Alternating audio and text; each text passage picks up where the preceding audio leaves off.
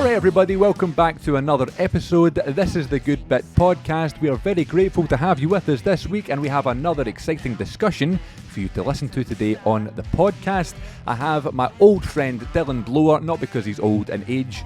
I think he's only 1 year older than myself. I'm not going to make myself feel older there. Enough of the age jokes. Everybody who knew it was my birthday last week and he's been sending me a happy 43rd birthday, Chris. It's not funny. It's not funny. People have feelings. And I'm one of the people. Dylan Blore is someone that I was at drama college with all those years ago, did a few plays with, and who I've just lost touch with over the years. And this is what probably my favourite thing about the podcast is all the conversations that I can have and the connections that you make. But, you know, just being able to reconnect with people that you've maybe lost touch with over the years. This is a perfect example. Dylan is an extremely talented actor doing loads of stuff. He's also started photography, being a headshot photographer. So if anybody's out there, any aspiring actors who are looking for some nice and easy headshots, we did actually a shoot right before we recorded this episode of the podcast. I needed some new headshots done. I knew that Dylan had been doing some. I got in touch with him, and he'd also mentioned recently about listening to the podcast and always enjoying the good bits. So I was like, well, let's kill two birds with one stone, save the birds. I don't mean to wish harm upon any birds, even though I'm a bit scared of them. I said to Dylan, let's do some headshots, followed by a podcast. I had a lovely 2-hour headshot session, by the way. Don't know if I got a friends and family discount there, but just in case you're wanting some headshots, definitely check out Dylan's page, Oh Shoot Photography. He's on Instagram if you want to see his work. So we did some headshots, we recorded a podcast, and this is the conversation that you're about to hear right now on the Good Bit Podcast with myself and my good friend Dylan Blore.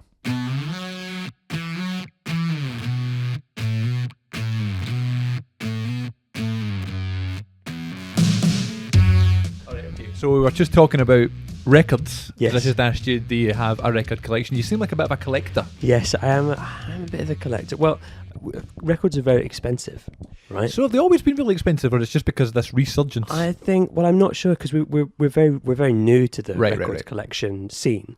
So we've got about 4 or 5. So we're not. Oh, I see. That's not so really a collection. You could see them over there. We've genuinely got about collection. 4 or 5. That's the All right. full collection, baby. So we got a record player for our last Christmas birthday, yeah, so we've got a few. Safi's into Joni Mitchell. Oh, nice. Okay. So she's got a few Joni Mitchell. You can hear my cat meowing. You'll not be able to pick up. It's all good. We have a couple of cameos appearing. There's a couple of cats here. Some cool cats. There's nice. some cool, noisy cats. But yeah, so I'm into. I really like. I love Tom Odell. Okay. So Tom Odell, I don't know if you. I've heard of him. He's a wonderful, wonderful musician, and I love hearing him live. I've seen him live a few times, and his ability to like perform to an audience is it's gorgeous. Yeah. He plays a piano, and he's got such heart and such soul in his singing. And I feel like having a record player, you really hear that a lot more than you do on sort of if you're listening to it on Spotify or on your phone. I feel like it really does capture. Yeah. That kind of like, I'm not like an audiophile or anything. Yeah. But when people say like you can feel the music a lot more. As ridiculous as it sounds. I mean, people do say that. Yeah. I've never had a record player. I've never really understood the appeal other than the aesthetic. Yeah. It looks good. It makes me look the big case. Yeah, it makes me look intelligent. I think when people come around to my flat or arty. Yeah, it's like you just thought I'd got a big record collection, but actually I've got 5. And that's still a collection, though. Two of them are Tom Odell. One of them's Declan McKenna. Oh yes. I love a bit of Declan McKenna. I really do. We went to see Declan McKenna at the O2 Academy, nice. Which was great, but I was not prepared for the demographic, which was everyone was about 18 and everyone was vaping, and it made us feel incredibly old.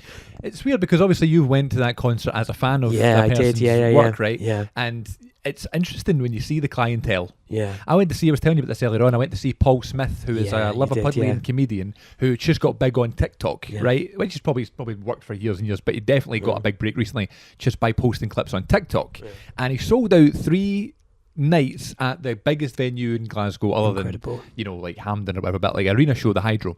And I was like, wow, this is such an underdog story. Like everybody's going to find him the way I found him. Yeah. It's going to be so good, and there was hardly any tickets available.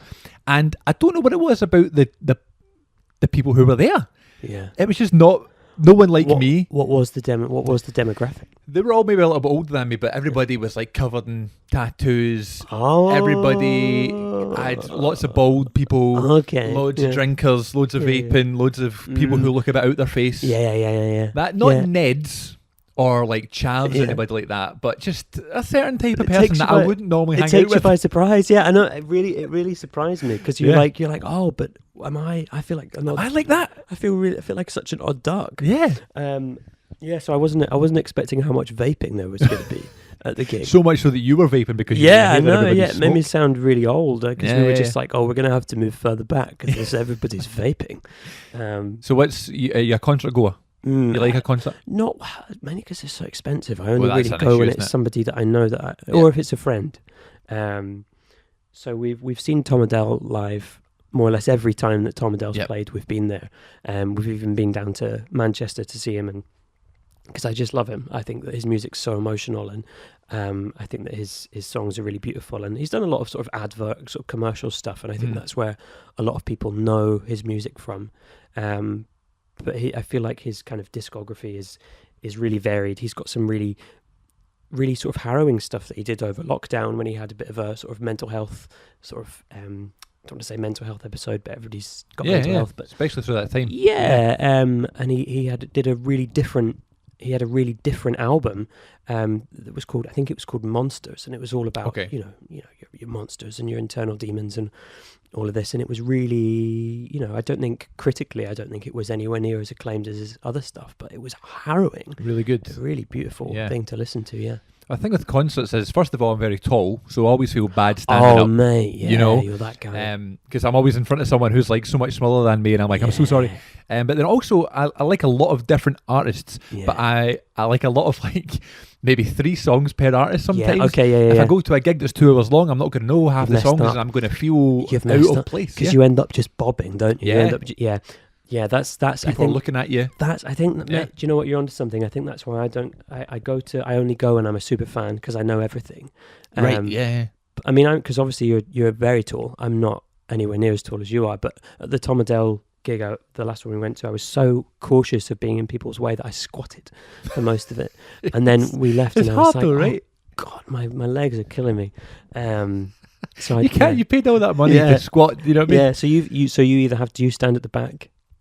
It depends on the venue, I think, and how much I want to see the. How much, you're prepared to screw some people over for. Yes, I will have a good night. Okay, but also will feel bad in the process. Yeah. That's fine. I much prefer a seated ticket because I like the option of a seat. Oh, okay. But now everybody just stands at their seats anyway. Yeah. So I can't do that because we're all raised. That's kind of more annoying. Yeah. So no, I've never done a seated.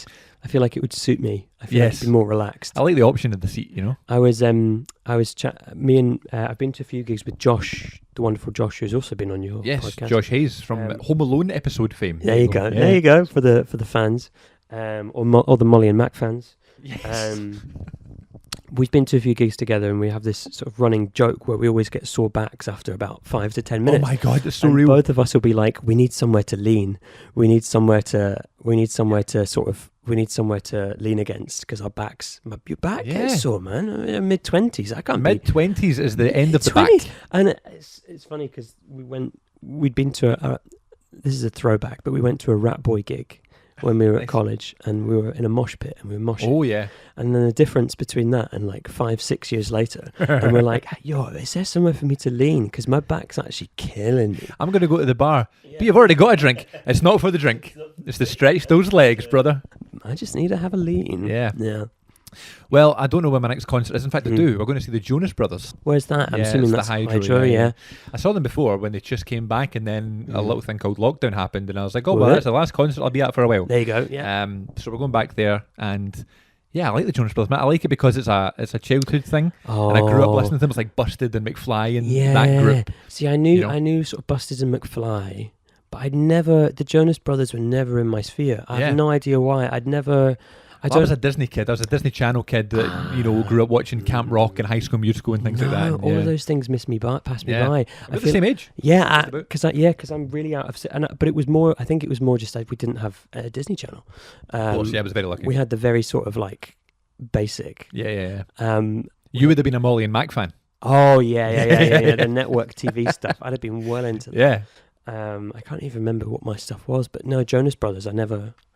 Yeah, sorry guys. No, that's okay. I'm sure they're listening. No, I know. Joe, Well, Kevin, Nick, big and they have fans. another brother that wasn't involved in the threesome. Oh, whoa. Yeah. Well. Whole other podcast. Wow. All right, so we've known each other for years. Yeah. We've not caught up in so long. We just did some headshots. Yeah, we did. Yeah. That was really nice. And it was really difficult to not talk about everything.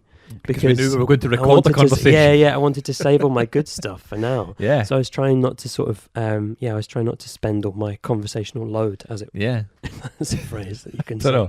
Well, tell us how you got started in terms of doing headshots now. You kind of told me about it earlier on. Yeah. It's a great side hustle to have, and everybody always needs new material and stuff. So it's just about having people over, making them comfortable and delivering the goods. Yeah. Well, it's again with like a lot of people, it sort of started in lockdown.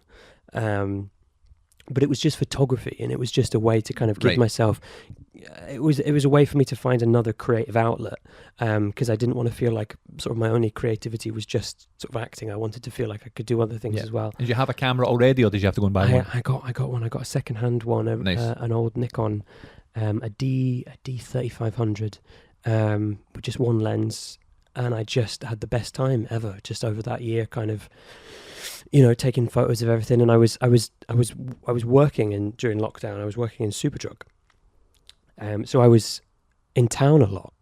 One of like 10 people that was in the centre of town. How weird was that? Oh, brilliant! Yeah. But it was so good for photos because town was just like it was like 28 days later. It was just deserted. So I really got into architectural photography, and I would just walk around deserted Glasgow, just taking photos of buildings and things. And Glasgow is a beautiful city for that sort of stuff. Oh mate, I could see if you had an architecture podcast as well. I'd be going off on that. Just like the sort of the different buildings that you have just in a very small space is just really gorgeous, and you get some really beautiful, contrasting pictures with these really old buildings and really sort of gothic Batman style buildings, and then so much so that they fucking filmed some Batman here. Batman style, many Batmans, Batmen. And then from that, it did turn into how is there a way that I can monetize this as much as you don't want to sort of monetize your hobbies, but we were having a little chat earlier about how when you work freelance or when you work as an actor or as a performer, you kind of do have to come up with different ways to make things work, and how do you keep your creativity going, and how do you make money when you're not doing the thing that you love doing. And I really love looking at headshots, and I really love like when you see people's headshots and they just look like themselves, or they look you just capture a moment when they sort of come to life through the photo, and I really love that. And I think that it's kind of become about that for me, sort of trying to capture people's essence or their personality. Like I love people, and I love their sort of personalities, and it's really nice to just get people in a chair and see if you can do that. And I think I love photographers who can really capture people at their most authentic, and I'm not there yet, but I'm on. Well, it was really good earlier on. We had fun. We had absolutely. fun. But as an actor yourself, you know, like the process of going through getting headshots and finding the right photographer. And it's not that every photographer is going to do the job, right? But it's just as you say, it's about capturing the personality, the correct casting, and that sort of thing. And that's a difficult thing. It's a difficult skill. Yeah, it's really hard. It was a lot. I think part of me thought it was going to be easier than it was. Part of me was like, cool, I've taken photos of buildings which don't move and don't talk, and it's much easier to capture. And then you sit someone in a chair and you're trying to capture sort of authentically what they look like, and you're trying to capture their personality, and you're trying to capture their casting type. It's a lot harder. It's a lot harder.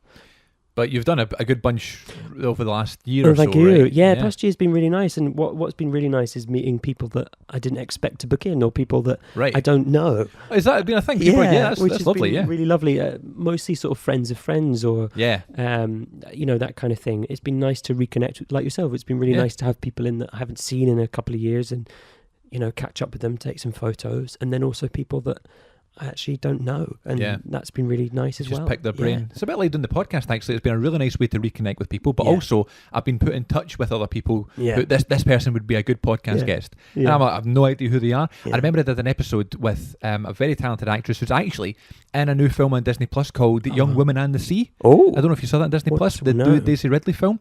Her name is Saskia Marguerite. Oh, that's a what a name, right? I mean, you're going to be an actor with that name, exactly, right? Wow, Saskia Marguerite. So Marguerite, and so she was so lovely.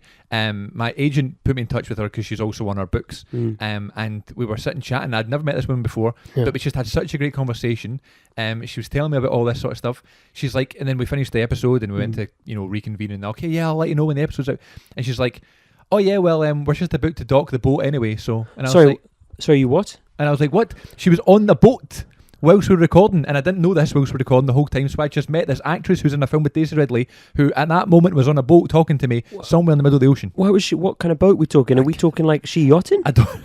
Whoa! I don't know. I'm sure it wasn't just a dinghy that she found. Yeah, well, she's doing well for herself. So she was just on a boat, and I was like, "Well, I've just met this person." Yeah. So you would never think of having an hour-long conversation with this person. Yeah. But doing something like headshots or just working with someone on set, Yeah. It's good to just kind of catch up. That's so nice. Yeah, that's just a random one that popped in my mind. And what was the movie called? The Woman in the Water? Young Woman and the Sea. Yeah, wow. I wonder what she's doing. I'm assuming she wasn't filming that at the moment. Yeah, that's why she was on the boat. Yeah, maybe she was. I was thinking maybe she was the Woman and the Sea. That's what she's doing. No, I think it's about Daisy Ridley swimming in the sea. Oh, good. Okay, good. Good title then, isn't it? So I want to get her back on and we can talk about that film. That might be a good What was idea. it like being in the sea? Yeah, with the Brave from Star Wars. Daisy Ridley in the sea, Yeah. All right, cool. So in terms of how we know each other, we go way back to when we were in college. You were the year above. You got a year on me, not to make you feel old. No, I feel old, so don't worry about it. I think we were in 2 shows together. We did one called Inherit the Wind in 2016. So we did. I forgot about that. Wow, and that's the perfect example of how funny sort of college casting is, because I was playing an overweight 50-year-old man. Yes, but you were so good in that show. Spoilers, I think he died. Or have a heart attack. I think it was implied that you were about to have a heart attack. Who died from overeating. But in the play it was just you were overstressed. Which is more, that's more realistic. That's a lot more realistic. They were like, Dylan's not going to die from overeating, but he would probably die from just being too stressed. Yeah. So I think that's the route we went down. But I had to eat a lot during that play. You ate whilst we were doing the show, right? Yeah, I ate a lot of grapes. I was just shoving those grapes in. Yeah, man. Yeah. Some good grape eating. Oh, thank you. It was some of my best work, actually. I think I peaked. So in Spotlight. Yeah. Peaked, I'm just trying to think of a joke, but I can't think of anything. No. Yeah, but listen, you were very inexperienced. You were a bit green. Yeah. It doesn't really work, does it? No. All right. Grapes of wrath, etc. But that was a great show. I really enjoyed that when I did a very small cameo appearance, but I couldn't believe how... Because it was very early on in my college experience, and just you had so many long passages of text to learn, and I was very impressed with the amount of stuff you learned. Thank you. I have no idea how. It was quite biblical at times. It was me and the lovely Maddie. Yeah, we were both playing lawyers, and we just had to lawyer talk at each other for long shout at each other and hold the audience, which I thought was really difficult. I loved that. Do you know, I really loved that. I really loved that. I think that was one of my favourite productions that we did at college. I just really loved it. It was just beautiful. And then we also did Measure for Measure, a bit of Shakespeare. Measure for Measure. We were measuring. We were measuring each other. Did we do a scene together? No, I don't think so. I don't think so, no. Because I played someone who looked like Joey Ramone. I had a wig and stuff. It was awful. It was an awful performance. I forgot you had a wig. And I was in my underwear, Were you? Yeah. How did I forget this? Wow, how did you forget that? And it was the hottest day of the year. Must have. Oh no, I remember that. 2017. I remember that because when we were doing the photos, the photo. Do you remember? It was. Was it David Mills? No, it was. Yeah. And it was Becca. Becca Jameson she fainted.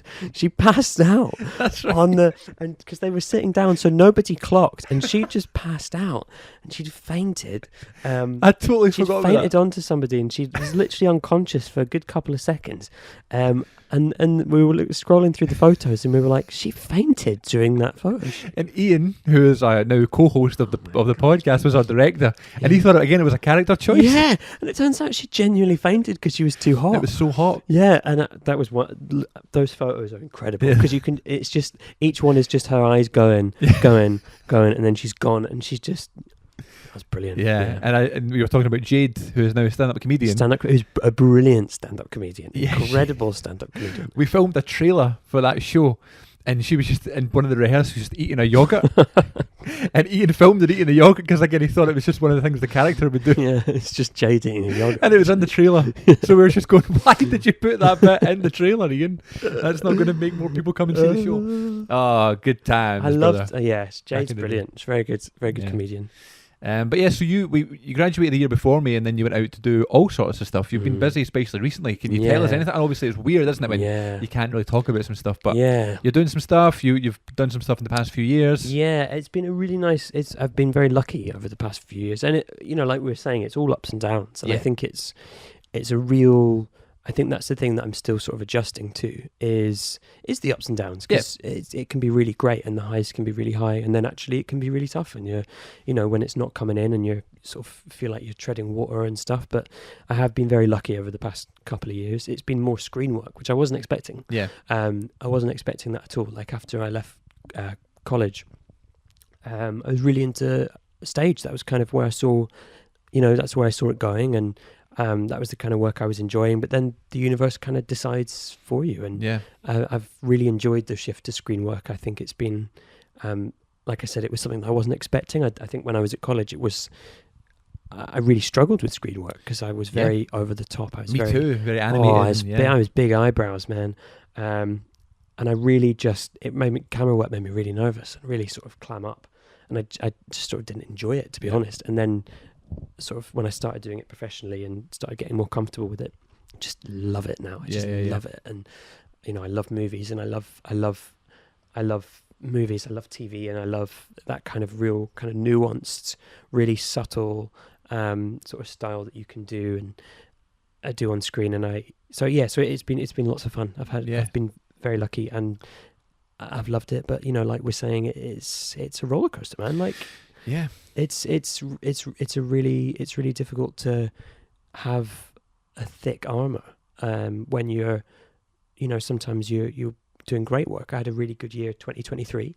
It was more or less back to back, and it was incredible, and I had a great time. And then it just fell off the absolute face of the earth for like 6 months, if not longer, which in the grand scheme of things, that could be a short time, but it felt like forever. Especially when you don't get any feedback from people and you only see the negativity, you think it's just lasting forever and it's never going to change, but it does. Yeah, exactly. Yeah, and I think that's what I'm still trying to build, is just that kind of trust in myself and the resilience and the understanding that it's not personal, and that that there's so many things at play, and you just kind of have to enjoy what you're doing when you're doing it, and know that there might, anytime I do a job now, I'm like, great, I might not have another one for a year. I might not have another one for longer than that.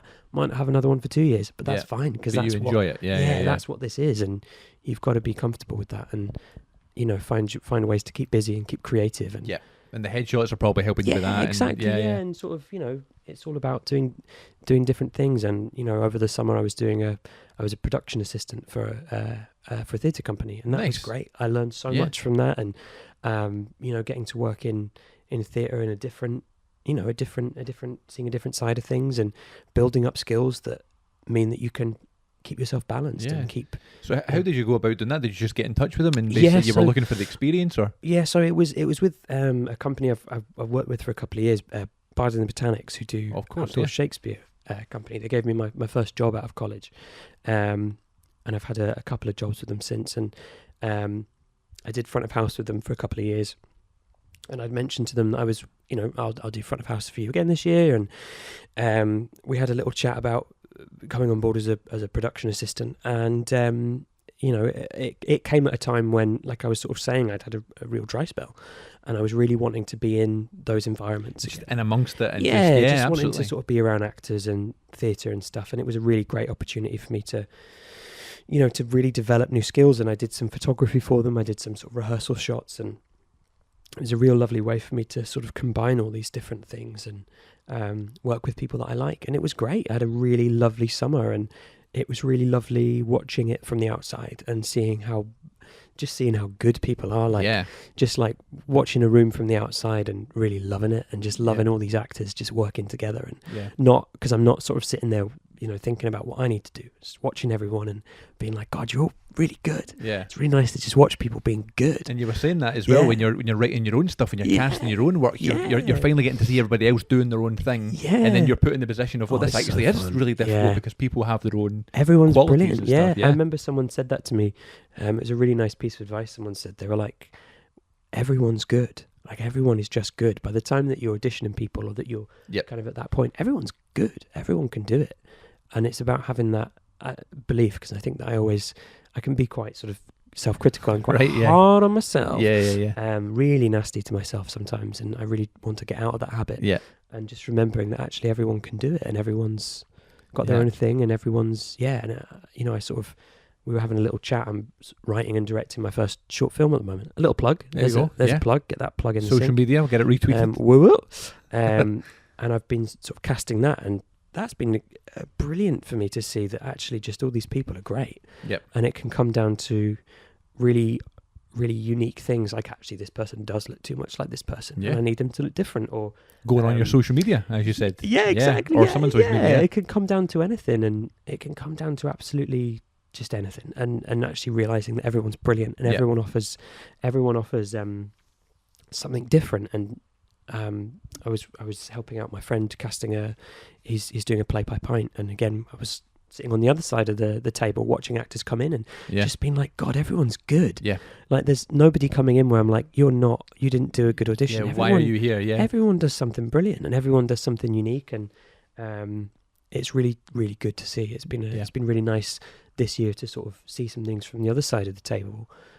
It's learning those other skills. It made me feel more comfortable on the in front of camera and in front of audiences. Yeah, it's good to hear. Yeah, I think it's really important. We were kind of talking about this before. Yeah, I think it's really important for people to hear, and in terms of people who listen to this podcast, that it's different all the time. Right, I can't give you like, okay, this is a set type of person that will listen. However, I do know a lot of people that maybe we studied with, or people who are maybe studying now at the college that we studied at and stuff, would listen and might look for not advice, but or maybe it is advice, maybe it's not motivation, maybe it is advice, but I think it's important for them to hear, and for us to hear as well, and discuss it about how when it's not going your way, there's still loads of other stuff that you can be doing, and it's not the end of the world if it's not happening. And every struggling working actor, they have other stuff going on. 100%. So it doesn't have to be a negative that you've got a job that's not being an actor. No. And you've done a great job having a side hustle, but also being a production assistant where it's in amongst the industry. But you've also just talked about it. You worked in Superdrug. You've done something that's got nothing to do with it, but it's still equally valid. It's so valid, and it's because money is a thing. It's so exactly, because I think that what we're all in danger of is, and I'm guilty for this as well. I'm so guilty for this, is that when you're online or on social media, you just share the good stuff. Absolutely, you share the good stuff, and that happens a lot. People bump into you and they say, God, so you're doing well. Like, you're doing well. It's like, well, yeah, because you're just seeing, I'm curating the stuff that you're seeing. Perception is reality. You're just seeing the wins. You're not seeing, the stuff that goes, the other stuff, and the many losses and stuff. Yeah. And I think it's really important to acknowledge that we all, for the most part, have to make it work somehow. And I've spent years doing other jobs and working in Superdrug, Vodafone, and sales stuff and whatever. And I've been more selective as of sort of this year with things like making sure that it's related, whether it's headshots or production assistant work, that it's still kind of adjacent so that I'm getting fulfillment. But it's really important to remember that it is okay to do all that stuff, and that you're no less of an actor when you're doing that work. Yeah, you're still an actor. That actually, we've all got bills to pay. Yep. And you've got bills to pay, you've got a roof over your head, you've got all that stuff, and it's really important to remember, because I think a lot of people feel shame. I've felt shame before. When people ask you what you're doing, and if you're, it's like you asked me, and I was in a position at the moment where I can tell you that I'm filming something, and that's great. Yeah. But if you'd have asked me a month ago, I'd have been saying, no, I'm not. I'm struggling at the moment, man. And it's really important to remember that it's okay. Yeah. And I'm sort of saying that for my own benefit, that it's okay to say to yourself, like, it's okay, do those jobs, man, because you learn so much from them, and you get so much experience from them, and it makes you a better, I think it makes you a better actor as well, through having to live your life. Living your life will make you better. And it'll make you want it more, and Yeah. the money that you're making from external jobs that you can Yeah. put into other stuff, Yeah. headshots, equipment, Mate, things like that. literally, and all life experience is so valuable, and I think it's such an important conversation to have, is that actors that you see them online, and it looks like they're doing this, that, and the next thing, and wow, God, they must just be living the dream. Mate, everyone's hustling. Yeah. Like, I won't mention names and stuff, but I had a pal recently who was explaining like his partner is a lead in a huge Amazon series, and they filmed it a couple of years ago. And I did the same thing that I'm guilty for it. I said, well, they must be having a great time, and he was like, yeah. Do you know what? They haven't worked for 2 years. That was 2 years ago. That was 2 years ago since they haven't had a job and they work in a shop, but you don't see it. Yeah. And because you just see the success. And I think it's just so important to acknowledge that part of this journey is whatever makes it work for you. Yeah. Whatever lets you be able to be creative, and whatever lets you be able to keep acting or being creative in whatever sense that is so valid and so important, and not to feel any shame or guilt. Yeah, absolutely. Because you know what it's like when people do ask you, and it's not, as you say, it's not happening at that particular moment. You do feel a little bit like you should be saying, "Oh, I'm in this, that, and the next thing," but the jobs can come and go. Yeah, you can have real long stints where you're just living, and that's. I think that's what it took me a bit of time to realize, is that life is more important anyway. Yeah, absolutely. The most important thing that you can do for anybody is just to live your life as happily as you can. Yeah. And if you're being sort of neurotic about auditions and jobs, which we all do, I'm still fighting that myself. Yep. You forget to live your life, and part of that for me was we were chatting earlier about tattoos. I got tattoos to remind myself that I'm a person at the end of the day, and that, that I'm me, and it's never affected work. It's never been a problem. Yeah. They just get covered. Yeah. Somebody covers them, or you wear a long sleeve top, and that's it. And that's fine. It's fine. Nobody's gonna die. Like 90% of the time, I am me. Like I'm me living my life, and that's the most important thing. And enjoy the good times when they're happening as well, because you're busy right now, and then as you say, it could be a year or so, and it's all good. Yeah, exactly. Yeah, and make the most of it. Yeah. So I love that. Very motivational, Dylan. Thank you for doing that on the show. But you are also, we were talking about this earlier on, although you may not admit it yourself, you are a bit of a cinephile, though. You do enjoy lots of movies. I enjoy lots of movies. You are a movie guy. I'm a big movie guy. I'm a really big movie guy, because I'm not very sort of like cinephile critic in terms of like my criticism of movies. Yeah, but God, I love a movie, and I think it just came from. So I grew up quite rurally. Where are you from, by the way? Yeah, my accent's all over the place. Yeah. So I'm from Dumfries and Galloway. Oh, you're okay. But I grew up in the real middle of nowhere. A small village called Mossdale, and there was 9 houses total. So it was remote as anything. Wow. It's like the stuff you see on TV. Yeah. Which is why I jump all over the place accent-wise. Yeah, I love it because it Scottish, but my parents are English. Okay, great. So it's really shifts all over the place, all over the map. So I do tend to meet people, and they're like, "I just don't know where you're from." You do have a lovely voice. I've always thought that. Oh, thank you. So do you. You've got thank you. Look at that beautiful voice. But I grew up quite rurally, so there was a lot to do in terms of, great, there's lots of scenery, there's lots of forests and that kind of thing. Very beautiful. But there isn't a lot to do, I had a lot of DVDs. DVDs were my thing. Yep.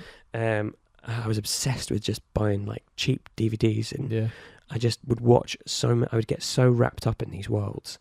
And that was kind of where it came from, was just pure escapism. And I just loved sitting in front of the TV. If anybody asked where I was probably just sitting watching a movie, just watching something, and just being totally kind of in love with these worlds that I was watching. And that's where acting came from. I loved watching stuff. I loved TV. I loved movies. But did you not feel like when you went to drama school or drama college that you thought it had to be very theatre based? This is what I thought anyway going in. I was like, oh no, to be an actor you have to perform on stage. And then the lecturers were like, so what do you mean you haven't been to the cinema in 6 months? You have to go and see films. I was like, films count too? Yeah, films count, man, they count. And they count more than ever. Especially nowadays, especially now with things like, I think with sort of, the cost of living, theatre's expensive. Theatre's going up and up and up, and film and TV is really in our homes. It can reach so many people. Yep. Not that theatre can't. Of course not. Stress that, but it's it can reach everyone. There's no limit on who it can reach, really. Yeah. So what were some of your favourites when you were younger then? What were some of my favourites? I watched some mad stuff. Because I know what your favourites are now. You know what my favourites are now, yeah. I mean, I loved, actually the DVD is sitting out just now, but The Mummy. Brendan Fraser's The Mummy. I've not seen that film in years. Oh my God. I loved that. I can rattle off some stuff that I watched. I loved The Mummy. I loved Hustle. Do you remember the series with Adrian Lester? Don't know it. Absolute gold. Robert Glenister, and it's a beautiful series. It ran for like eight series, and it was a BBC thing. It was about hustlers and scammers, and that was I wanted that to be my career path at one point, was just to be a con man. But they were great. They were great con men because they would con the rich, and they would con the people that deserved it, and they would, they were like Robin Hood. Yes. I loved that TV show. Robin the Ungrateful. The Grateful. I was trying to make a joke. No, it was good. It was actually very good. Okay, good. But Hustle was brilliant. Hustle, what else did I watch a lot of? I watched a lot of Doctor Who when I was younger. I was a big Doctor Who kid. I had lots of sort of posters and things. Just lots of sci-fi stuff, lots of sort of action stuff. I was believe it or not, I was a big action kid. Sort of the Bourne Ultimatums, I watched a lot of them. Mission Impossible. I remember I once for Christmas got all the Mission Impossibles, which at the time was I think like 1 to 3. And about a massive family bag of popcorn, and I ate the whole bag of popcorn, watched all 3 Mission Impossibles, and then threw up everywhere. It was the best Christmas ever. What a Christmas! I know, a Christmas miracle. A Christmas miracle that was. Whoa. So what about going to the cinema? Because for growing up, obviously maybe in a more rural area. Was there a local cinema? The local cinema was in Dumfries. The fact there was 9 houses. Yeah, I know. Well, I know. So there was no cinema there, let me tell you. So we'd have to drive. We'd be looking at like an hour commute for a cinema trip. So it was rare. Very rare that you'd go to a cinema. So... I don't know if this is the first cinema. It's the first cinema experience that I remember, but it was National Treasure. Oh yes, another film that I had on DVD that I watched. God, I've not seen that in years either. Yeah, it's funny because me and my fiance watched that very recently for the first time in years, and we didn't realise just how misogynistic it is, and just how like it's funny though. That film hates women. I was not ready for that. Like every time a woman speaks, Nicolas Cage's character is like, "Shut up! Oh no! Shut up! You're crazy! Shut up! You don't know nothing." But isn't it funny though when you just have it in your head that film is so great, and then you watch it 20 years later, you're like, "Oh, this is problematic." Really, it did sort of taint it for me a little bit. It's definitely of its time, but just the whole thing is she's a damsel in distress, and every time she speaks, they're like, "Shut up!" God, yeah. And we were both just like, "Oh, well, no, this has not aged well." No. So that was the first one. First I think so. experience. Yeah, I remember. I think it was the first because I just remember being a wee guy and my sort of mum and dad taking me somewhere and not really telling me where I was going, and then watching National Treasure. See, I don't even remember. I remember the first time it was Monsters Inc. was my first film I saw. Yeah, cracker. And I remember like the actual experience. Me and the other kids that were in the cinema hall were like running up and down the steps. Yeah. And as someone that goes to the cinema on a weekly basis now, I would be livid. I would kill you. I would be livid. I would be kicking you down those stairs. But my God, I remember that. But then in terms of what the cinema was, it was never like explained to me. No. You know what I mean? It's a weird concept. The concept, when you think about it. Yeah, the concept of you're in this room and there's other people there. Dark room. Huge screen, very loud sound, very strangers. loud sounds. Yeah, Well, one of the other things I remember seeing more vividly was the OG Spider-Man. Oh, exactly. Yes. Oh, which, by the way, they're showing again in the cinemas right now. I know. I didn't go and see them. I really, really want to go and see it. Yeah, Spider-Man. Oh God, what a film though! Brilliant film. Yeah. I remember seeing that. I remember seeing all of the Spider-Men and all the James Bonds, the Daniel Craigs, in cinemas. That was my main thing. Spider-Man and Daniel Craig. Nice one. Not in the same film. Not in the same film. Don't know if he would be a good Tobey Maguire. No. Tobey Maguire. Peter Parker, I meant. Yeah, I know. Yeah. Listen to me. What are you saying? I know. Okay, cool. Spider-Man. I loved Spider-Man 2 almost maybe more than the first one. Oh my God, with Alfred Molina, who was also in a movie we're going to talk about later as well. Or we can talk about it right now if you want. Oh, shall we? Yes. Shall we link that into... So what is your favourite movie, Dylan? Oh, well, Alfred Molina is in The Instigators, which is not my... I'm not going to say it's not my favourite movie. I thought you meant it was going to pop up in Sunshine. Sunshine. I was like, really? That would have been a weird coincidence. No, let's swerve into Sunshine because I'm giddy and I want to talk about it. Yeah. So the movie I've picked for you today is Sunshine. Danny Boyle, 2007, and this is one of my DVDs that I had when you were younger. When I was younger, And I just fell in love with that movie. I watched that DVD. I wore that DVD out. Yep. And it's funny because I haven't watched it in a while. I haven't watched it for a good couple of years. Yep. So I watched it again for this. And I didn't expect to be quite as emotional as I was watching it. It's really touching. Because of the story itself? Or do you think you nostalgia. had that? I think it's attached. I think it's attached connection to how I felt when I watched it as well. And just sort of falling in love with it. And I guess I see it through rose-tinted, rose-coloured glasses. Because, it's something I grew up with and I watched a lot and I have a lot of fondness for. And it is, I had a total new appreciation for it, watching it. I think it's beautiful. Like, it's got a mental third act. Yeah, absolutely. Absolutely mental. It actually goes a place I wasn't expecting. Yeah, it goes off hook. But I'm getting carried away because I'm jumping to the end, which I feel like is something we should discuss. The ending. Okay, it's I feel like we can talk about it. We don't need to worry about spoilers. Our film that came out in 2007. I think we're fine. But it's obviously for anybody that hasn't seen it, it's a movie where Cillian Murphy, pre Peaky Blinders, is part of this team of scientists, and they're going to reignite the sun, and they're on this spaceship called the Icarus II. Icarus, very bad name for something that's flying to the sun, of course. So they're flying towards the sun, and they're going to deliver a payload to reignite the sun. And it's all about, the struggle of humanity and science and fighting creation and all this beautiful, beautiful imagery. And over the course of the movie, everybody gets dropped off. People are dying. Crazy things are happening. They dock with the first ship, and the captain of that ship has been driven insane. Yep. And then the third act of the film, he is this sort of, his skin's all being burnt off, and it becomes like a horror film, right? Yeah. It becomes like a slasher film. Yeah. It just comes out of nowhere, and you're like, whoa, this is... You don't even know what he's supposed to be. Is he a demon? Is he still alive? Monster? Is this real? Yeah. Is this happening? Is that a dream? Because he's having nightmares. Exactly, yeah. There's what is this? Where has this come from? And I think what I really like about it is that you can travel all the way out to the sun, and you're fighting creation itself, and the main obstacle you're facing is once again just a guy. It's just man, just humans, just fucking things up. And that's what I love about it. I think is that it does take such a sharp turn in that third act. But was it Alex Garland that wrote? Alex Garland wrote it, who just wrote and directed Civil War. Did you see that film? And I love Alex Garland. Yeah. I'm obsessed with him. I think because of Sunshine. He loves these disaster films. Oh, and I loved Civil War because obviously it's got photography in it as well. Absolutely, it's good about, call. It's about wartime photography, and I think that's I think there was a bit of controversy over Civil War. A lot of people didn't like it. Yeah. But I loved it, man. I loved Civil War. I loved Ex Machina. Ex Machina was really good. Machina, Annihilation, like Alex Garland stuff. It's just his writing. There's something about it that really connects with something that I just love, and I think that Sunshine just sums all that up for me. It's this kind of story of struggle and whatever, and it's beautifully shot as well. Absolutely. Like it's this gorgeous kind of cold spaceship.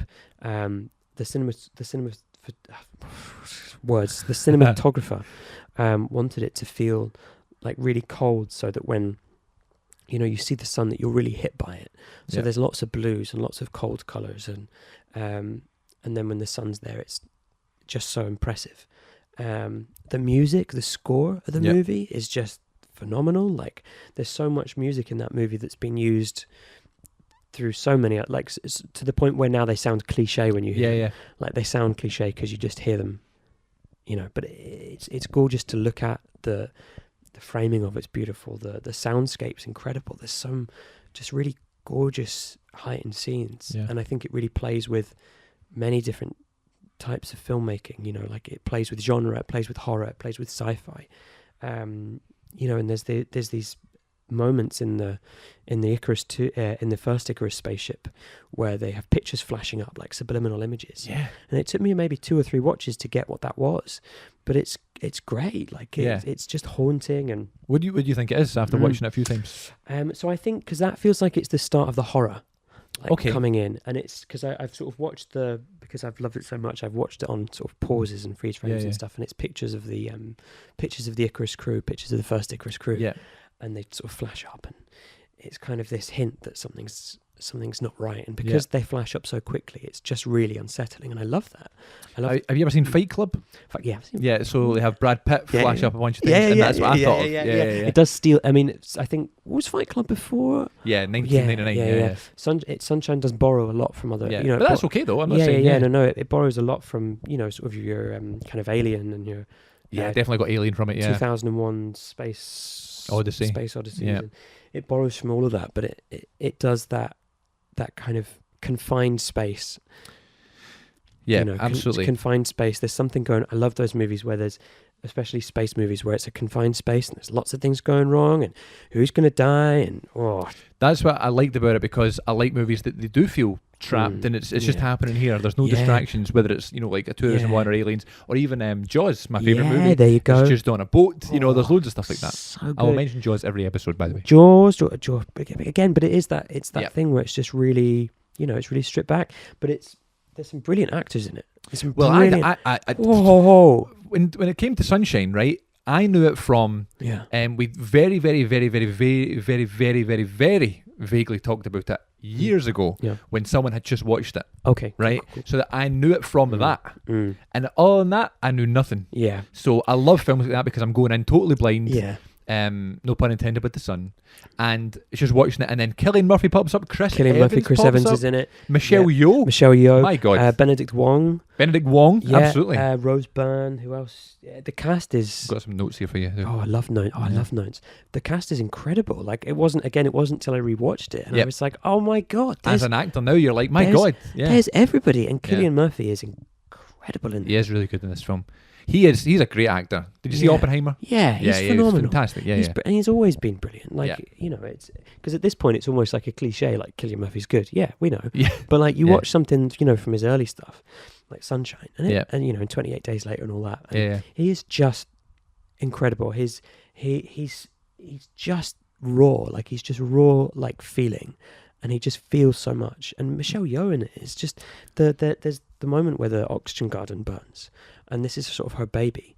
And she is so hurt by this. It's like a part of her has died. And what I love in that part of the movie is she's kind of one of the emotional anchors before her oxygen garden burns. And then after that, she's really pragmatic and she's really practical. And she's talking about killing crew members because it's practical and they need oxygen to survive. And it's just all these beautiful, obsessed with this character snippets that really develop later on in the film and stuff. I really don't want to go through it shot by shot, but my first note was about the first shot. Yeah. I loved, really appreciated the 20th Century Fox logo, and the camera stays on the logo and goes past the numbers and goes into the sun. Yeah, I thought that was such a good touch. Such a retro logo as well. That I was like, oh, that's an old logo. But everybody knows the logo though. Yeah, you know what I mean. That's why it works so well, because you just assume it's going to fade out and the movie's going to start. Really good, but it carries on. Yeah, I love that good. about it. Yeah, it's very good. No, that's a good opening shot, isn't it? Yeah, so that was really good. This would have been great to see in the cinema, by the way. The way that it was shot, as you see, the cinematography and the sound and the sun. Oh my God! On the big screen, because the sun in it is such a character. Like it's such a big. You're absolutely right. It's such it feels like a villain. Like it's but it feels it's because it's so it's this whole sort of science versus creation thing, and there's a really beautiful shot at the end where you've got Cillian Murphy in the middle, and then you've got the sun on one side, and then you've got the particle bomb that they've created on the other. Yep. It's just a beautiful shot where it's just science and creation. Yeah, absolutely. Yeah. What is it with Cillian Murphy in these bomb films? I know he likes bombs, doesn't he? Yeah, we should get him checked out. Get the FBI on that. He is the bomb. Yeah, he is the bomb. Chris Evans already becoming a captain. Right here. Yeah, I sometimes struggle with films that have a big ensemble cast that get right to it, because you have to care about all the characters, right, for things to happen. But this film does a really good job of doing it, because there's nothing too complicated about it. It's nothing in your face. No, all the characters have a specific opinion and a message that they have to follow. And yes, they go to vote on something and they go, no, we're not a dictatorship. And no, we're not a democracy. We are scientists. We're professionals. We're going to make this decision. And then it comes down to Cillian Murphy's decision to I love that go scene. to the first Icarus. I love that that scene where they're all discussing it. Divert from their thing, yeah. And he's the only one that's not in the conversation. Yeah. He's just sitting off to the side, and then he realizes that it's him that has to make the decision because he's the physicist. Yeah. I said there's something so realistic about it being in space, because obviously we don't know what it would be like to be in space, but it'd be pretty similar to that, I reckon. Yeah. And the deaths are also brutal. In the film, you know. Oh, there's some horrible deaths. Spoiler coming here, but Chris Evans' death when his leg gets stuck in the thing, I was like, oh man. Oh my God. And he gets stuck in the coolant tank and it pulls him down. But oh my God, it's horrible. It's just, all the deaths are brutal. Like there's no nice deaths. And Michelle Yeoh getting just, that's brutal. When like her garden, which was her love and her, you know, and she finds this one plant, and then Pinbacker, who's Mark Strong. Yeah, Mark Strong's in this as well. Mark Strong's like in this, just doing. And I watched an interview with, I think it was with Danny Boyle, being like, there's this actor in this. There's this actor, Mark Strong. Yeah, got to keep an eye on him. He's going to be good. Yeah, yeah, he is. And he just stabs Michelle Yeoh in the back when she's holding this plant. It's brutal. Yeah. And then, you know, there's his skin gets peeled off. Pinbacker's skin gets peeled off at one point. Everybody's deaths are horrible. Yeah. There's no nice way to go in space. And when the guy who they're jumping from Icarus 1 to Icarus 2 again, and he floats off and he freezes and his arm snaps off. Yeah.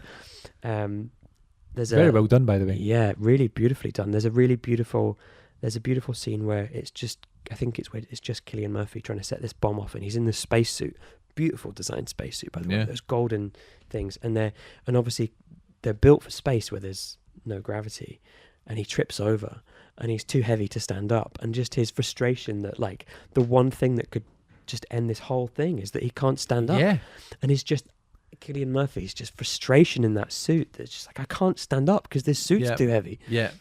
It was very realistic. Yeah. Very realistic. Yeah, just like... So that's a great film. I mentioned that it would have been good in the cinema. Yeah. The Cineworld just did a Danny Boyle season. I don't think that was involved, because they though. did do Sunshine. Because they did, yeah. Oh, and I'm feeling pretty raw about it, because I missed it for I can't remember what my reason was, but I remember it was a pretty good reason. And I was really sad, because I don't know when that'll ever happen again. I know. Well, they showed 28 weeks later. They showed Trainspotting. They showed Shallow Grave, which I've not seen. Oh no, I haven't seen Shallow Grave. No. And I was going to go see it, but something came up again, and they must have done Sunshine. Because you can't. Because I was wanting to rewatch 28 Days Later, and it's nowhere. No, it's nowhere. It's not on any streaming. You can't buy it online. There must be some sort of licensing thing. Yeah, because it's nowhere to be seen. You need to go for a quick charity shop check and see the DVDs there. But that's a really good choice. So that's your favourite film? Yeah. Do you know what it really is? Like I've got a good spread of favourite films, and I think they're all connected to just the DVDs I had when I was a wee guy and the stuff that I watched. So, you know, Mr. and Mrs. Smith, which is Doug, brings us on to the Instigators. Yes. Because it was directed by Doug Liman, who directed the Instigators. And The Bourne Identity he also directed as well. So that Matt Damon connection. I love Brad Pitt. I think Brad Pitt may be my favourite actor. And I think he's I said this to Sean actually when he was on the podcast. I think he's relatively underrated as an actor, because people look at him as a celebrity, not a great actor. But he's a great actor. He is phenomenal. He's brilliant. And Bullet Train? Not seen it. Oh, started watching it the other night. Oh, it's a cool. And never watched it. So it's really on my list. But so Mr. and Mrs. Smith. Before we move on to Instigators, you got a top 5 favourite films, or just can you name a few? Let's name a few that I love. Well, we've got the Mummy, the Brendan Fraser one, and I'm going to go out and say the Mummy Returns as well. Nice, brilliant. The Rock's debut, right? Oh my God, it's the Scorpion King. Mr. and Mrs. Smith, brilliant. Again, like if I was to watch that now, I'd probably hate it, but because I grew up watching it at the time, I love it. Sunshine, Pirates of the Caribbean, brilliant. Yeah, all these movies that are like they were just DVDs that I had. I just loved them. And you had the X-Men on your letterbox. Oh, I had Xbox One, X-Men Days of Future Past, brilliant. Oh, all of those X-Men movies, the X-Men 1, X-Men 2. Days of Future Past, Last Stand, all of those, loved them. That original kind of, when we were just sort of dipping our toes into the superhero world. Again, I just loved the escapism of those. I just love how mad they were. I had all the X-Men sort of toys and stuff, and that's my childhood. Yeah, I recently watched X-Men Origins Wolverine. Just being like, I don't remember this film at all, and I really enjoyed it much more than I remember. And while we're talking about X-Men, you saw Deadpool and Wolverine. I saw Deadpool and the Wolverine. What did you think? I loved Deadpool and the Wolverine. Yeah, I really, really did. I loved it. I think that what goes against movies like this sometimes is expectations. Absolutely, especially and Marvel. I really try and keep off the internet when something like that's coming out, because you just hype yourself up and it can never live up to it. Yep. I had a really good time with it. I think that for me, I really loved seeing all of these characters like Elektra. Yeah. Because that was another. I had the Elektra and Elektra, which was, I've forgotten the actor's name. I'm going to say Jennifer Garner, but It's not Jennifer Garner. It's Jennifer Garner. Is it? It is Jennifer Garner. Yeah. Sorry, Jennifer Garner. Seeing her, because that was again in other DVDs I had Elektra and Daredevil, and Blade. Mate, Wesley Snipes. Yeah, Wesley Snipes. Seeing those characters that I really did grow up with watching a lot of was really lovely. And obviously, your man Chris Evans is back. Johnny Storm. Oh man, what a moment in the cinema. Yeah, spoilers, of course. But seeing those characters back, I really loved. I thought Channing Tatum was brilliant. Oh, what am I? I said, what? I've been waiting a long time for this. And his accent is just mental. And but I love the story behind it though, because he's loved that character and wanted it for years, and he's never got it. Also, another underrated actor, yes, Channing Tatum, because agreed. people see him as again either a celebrity or like as a hunk actor. Yeah, not like actually he's brilliant. Logan Lucky. Logan Lucky. Yeah. Have you seen The Hateful Eight? Hateful Eight. And he's in that. He's so good. Yeah. He is so good. I love. Yeah, he's brilliant. But he's so good in this. It was great seeing Gambit. There's some. It was really great. I loved seeing Hugh Jackman back as Wolverine. I think that it was beautiful to see that, and the girl that plays Weapon X from Logan. Seeing all that. Logan's a great film. Oh my god, that's a good movie.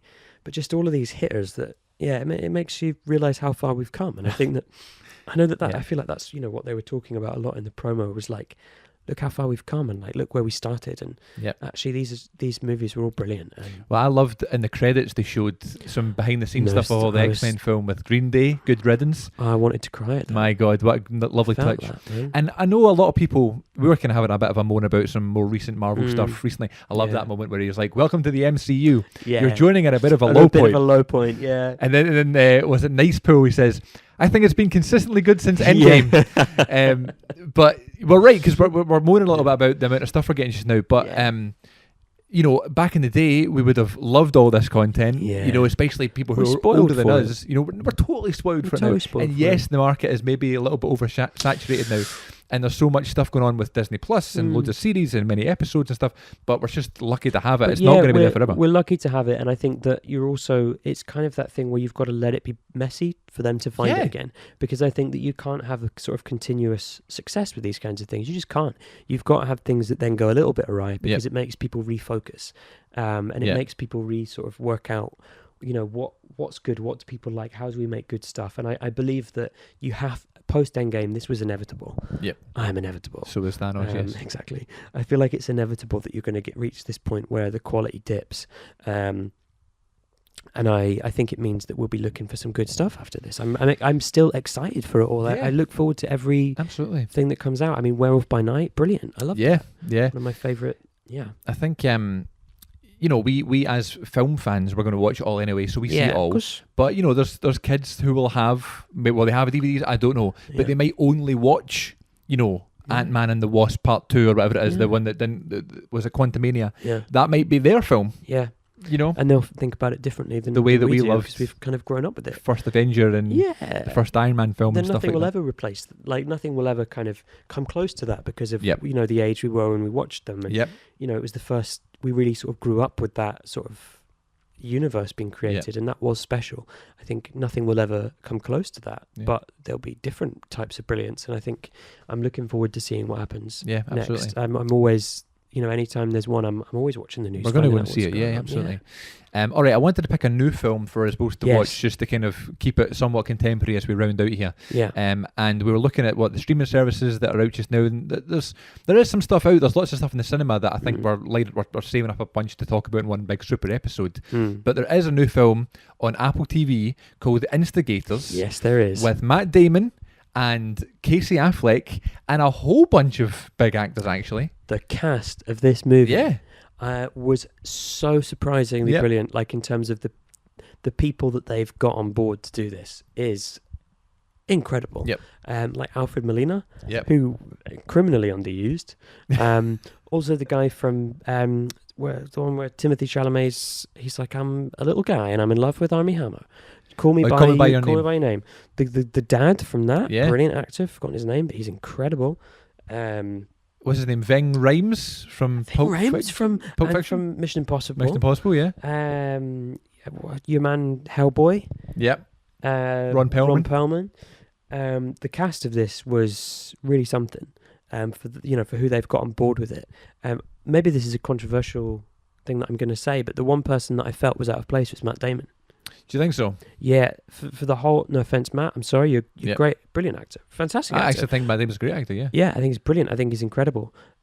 I just didn't get him in this. I didn't get it. I didn't get him in this. I felt like there was just something about him that didn't work for me, and I don't know what it was. I think he was, and this is not a criticism, but I think he was like Matt Damon in this film. You're like, oh my god, I watched this film and Matt Damon was in a heist. Yeah, you know, it was very strange because I really liked Casey Affleck in it. Yeah, I thought Casey Affleck. He's actually a fantastic actor. I mean, did you see that film Manchester by the Sea? No. Oh my god, he was amazing. But I wasn't because I haven't really seen. I'll be honest. Didn't really know who Casey Affleck is. I haven't really heard. I know Ben, obviously. Ben's brother. Yeah. You know. Who wrote the film with Matt Damon, by the way? Did he? Ben Affleck, yeah, because they're always been, partners and stuff since. Was it Good Will Hunting? Wow. Okay. Because the writing of. Okay, so here's my kind of helicopter view of the movie is that the dialogue is really sharp. Yeah. Dialogue's really sharp. It's beautiful. It's snappy. It's very Mr. and Mrs. Smith. It's very kind of. It's funny. Like there's really funny, witty dialogue moments when you take sections out. But the whole overarching thing, I think I struggled with just the trajectory of the story of specifically Matt Damon's character. Also, Jack Harlow's in this. Yes, he is. That's right. Yeah, very good actor. Yeah, well, that's very unexpected. Yeah. Wow, that's me losing track. But yeah, so I really liked. There were some really lovely moments in it that I really thought were brilliant, especially with Casey Affleck's character. He's a brilliant actor. Yeah, really sharp, really witty, really funny. I was laughing at. I was genuinely laughing at some of it. But I think that I found the overarching story. I wasn't on board with the trajectory of it. I think I agree. I think they were trying to make a fun movie to switch your brain off, and that is what the film is. Yeah, 100%. But I think we've seen so much over the years, so where films like this come out and you're just waiting for stuff to happen, and if it doesn't happen, you go, oh, what was this then? Well, yeah, I think there was some weird sort of tonal stuff where it felt like it wasn't sure if it wanted to be like a Kingsman. Or a daft... buddy cop comedy, and because you've got Ving Rhames in his sort of big massive truck, just it's so which is great, unrealistic, whatever. And then it just felt like tonally it really sort of swung about a bit too much and didn't have enough kind of consistency. And then there's kind of the stuff about Matt Damon being like, I need £32,000 and whatever to go and to visit my son. Visit my son. So he says that they get the money, and then when at the end. You see him go and see his son anyway, and I'm like, I've missed something here because I'm not getting it.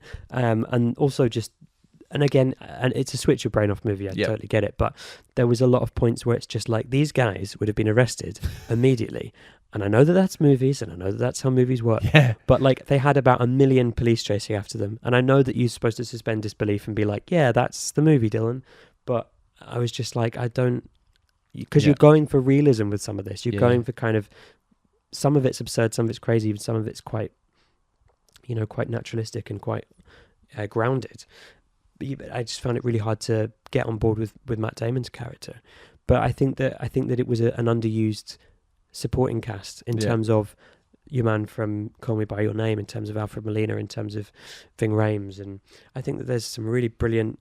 There's a really brilliant cast there, and I wish that they'd maybe made some stronger choices with it. Yeah. It almost felt like that within that movie was something they wanted to make, and then some studio somewhere has been like, actually, can we make this more appealing to the masses? Yeah.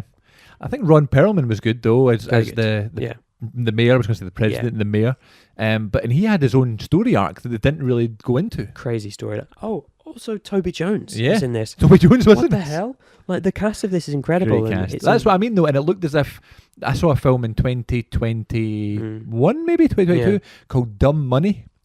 Oh, I really want to see that. Is that with your man Paul Dano? Paul Dano and Sebastian Stan pops up, and there's loads of big actors in it. Like when you notably a lot of big actors, and Yeah. I said at the time the movie is just like, it's just whatever, it's fine, it's good, Yeah. whatever. But it was like they were coming out lockdown, and all these actors just needed something to do. I wonder if that's So that wonder may if have been that's this something too. similar, because every time I'm like, that's that guy and that's this guy, and They wanted to have a laugh. They knew it wasn't going to be too Yeah. difficult, and it was They're going to gonna- do well. they're Yeah, gonna have some fun. And yeah, and that's it's- fine. Yeah, I really liked the I really liked the sort of therapist's relationship with his therapist. Yeah, that was good actually. Yeah, I think I would have had more of that. yeah, I like the idea of, I really like the concept of sort of a buddy criminal movie where you've taken your therapist hostage yes. and she's therapizing you the whole way. I love that stuff. That's so much was- more fun than that- what actually happened. Yeah, you know? yeah. It almost got sidetracked by too many B and C plots and other Yep. sort of characters. And I think actually, if you distilled it down to that, I think that would have been really fun. And the characters are supposed to be idiots. Yeah. So as you say, they've got Yeah. a million police chasing them. Yeah, You know, they wouldn't have Well, gone away. yeah, But that's yeah. the charm, I guess. that's of the it, though. charm. Mm. Yeah, and I think maybe there was parts of it where I think I wished that it was you had. I think what I like about Mr. and Mrs. Smith, just bringing it back to Mr. and Mrs. Smith, Yeah, always. is that you have Brad Pitt's. You have two very different agents. You've got Brad Pitt's agent, who's very sort of flies by the seat of his pants. Yep. Is a bit more kind of, don't want to say stupid, but he's not as good as Angelina Jolie's. Yeah. Sort of like she's a proper killer, and you've got real contrast there. And I think that the hard thing is Matt Damon's character and Casey Affleck's character, they're both just bad. yeah. Like both characters just weren't very good at what they the were. heist or whatever they were going for. And I think, And they had the thing with the bracelet, like that could have meant so Yeah. much more. yeah, you know? yeah, the bracelet, yeah. So I think it struggled a little bit with that, but where it really flew was with the dialogues, Yeah. the sort of really snappy dialogue, really really great, funny dialogue, and performances from Casey Affleck. I just think it could have been. I was almost wishing for like a Rob Delaney type Yeah. in Matt Damon's part. I wonder what that kind of movie would have been. Yeah. Maybe that would have been too comedic, but. Yeah, some really beautiful performances in a pretty mad, Yeah. crazy movie, and seeing Toby Jones pop up for a little bit, I was like, "What's going on here?" Yeah. I thought He it was must all have- right. He I must have don't. got a bag for that. It must have done. Yeah. So I mean, I know. They all got a bag. Apple money. Yeah, that's what I'm thinking. Telling is you, man. Apple money, boy, that's where it's Yeah. at. I thought it was okay though. I mean, I'm not going to watch it again, but No. I would recommend it to like my parents who are looking for Yeah. something to have to watch. If you you're know? watching something and you're watching dinner, I think the first 10 minutes felt like it was like, we really need to set up this Yep. plot. So here's some exposition, here's some stuff, we're going. Yeah. I think it could have, if you're wanting to look at it critically, that could have been a much slower burn. Because he mentions off the bat, like he's like, I'm going to kill myself. Yeah. And it's actually really serious and really Yeah. like, and then it's like, that's never mentioned again. Yeah. Yeah, really. I like the bit where he was trying to get his motorbike. Casey Affleck was trying to get his And he's- motorbike, but he's breathalyzing a child. Is that a thing that you have to because it like I didn't know that. So he was breathalyzing 'cause he was Himself. Oh yeah. So he was breathalyzing the baby so that his bike would turn on. Yeah. Is that a thing? It Are must peop- be. Are people Yeah. just out here with breathalyzers? It must attached be. to their But he was an ex-con though, bikes? so maybe it's for him. It's Yeah. maybe that's cool, man. Yeah. But I thought it was okay. Yeah, what would you give it out of 5? I think I gave it 3 on Letterboxd. On Letterboxd. I So think that's a 6 out of 10. okay, 6 out of 10. So I'd be giving it I think I'd be swinging to like a 2.5, I think that's fair. 2.5. But I had a good time. Yeah, I had a always good say time. if I'm doing it out of 10, anything over a 6 and over is good. Yeah, man. I enjoyed it. And you know? the thing is like, because we love watching, I love watching a good movie, but I also just love watching something where it doesn't your need to be mind good, off, man. yeah. Just Absolutely. watch, enjoy stuff. Well, thank you for doing this. I really appreciate your time. Hey, thank you for having me. And, Let me talk about movies for a bit. Well, you're welcome back any time if you see something you want to talk about it. Yeah, absolutely. Yeah, boy. And thank you for the headshots. I'll obviously be posting them on my socials when they're all done and dusted. Pleasure, you beautiful man. And if anybody is out there who wants headshots, where can they find your Oh, headshot? Oh, a little plug There at the you end. go, There yeah, you go. Oh, we've got plugs. And they can find me on Instagram. Oh, shoot. Because it made me laugh. I thought of it. It didn't take me very long to think about it at all. I just went, oh, shoot. And I thought, that's funny. So it's Oh, shoot photography. You can find me on Instagram and Instagram only. Is okay. Yeah, Is there that a you thing? Yeah, Instagram it's only? literally just, I'm just on Instagram because I'm not very good with social media. Fair enough. So you can see some examples of my other beautiful people that I've taken headshots of. And Yeah. Yeah. And my face might pop up on Dylan's It will Instagram. pop up. It's going to pop up all over the place. Yes, Man. hopefully. Well, thanks for watching, everybody. Take care of yourselves, and we'll catch you all down the road. Goodbye.